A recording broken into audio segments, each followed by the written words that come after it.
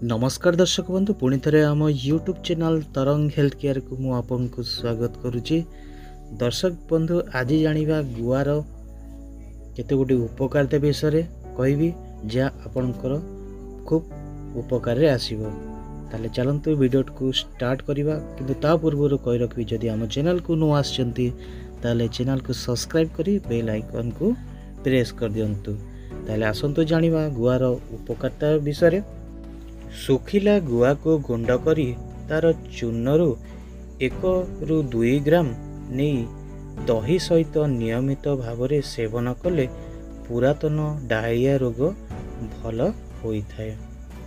अम्ल पित्त घा हेतिले कंचा गुआ को पानी रे घोरी ताकू लिंगरे किछि दिन लगाइले रोगरू उपकारिता मिली थाए।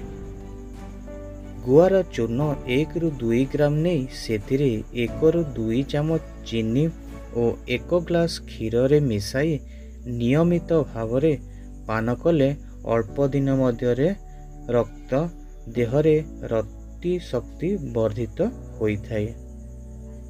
सुखिला गुआ को भल भावे चूर्ण करी कना पुटुली रे बांधी जोनी रे धारण कले स्त्री लोक मानकर जोनी रू अधिक पानी परी तरल जिनिस बोहिबा बंद होइथाय।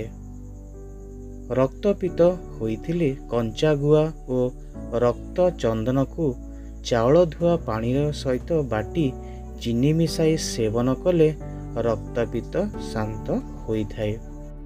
बात रोग होइथिले सलकी गछर छाली हिमालयर जात एक प्रकार सागुआ गछ एवं अठा कुकुर खोटी नाम बजार रे बिक्री हुए और गुआर उपरे थिबा चोपा को नहीं कोथ प्रस्तुत करिवो। एही कोथरे राशि तेल मिसाई पान कले 20 दिन रे बात रोगी आरोग्य लाभ करिथाय। उपदंश रोग होइथिले कंचा गुआ को पानी रे घोरी नियमित भाव में प्रलेप देले उपदंश रोग भल होइथे। तो दर्शक बंधु ये थिला गुआर 7 गोटी उपकारिता विषय आपन जानले। आशा करछि वीडियो आपन मान को खूब भल लागि थिबो। निश्चय कमेंट करिवे, शेयर करिवे, चैनल को नुआ आस्ते सब्सक्राइब करिवे। तो आज पई एतिकी पुणी एक नुआ वीडियो रे देखाबो। से पर्यंत जय हिंद, जय जगन्नाथ।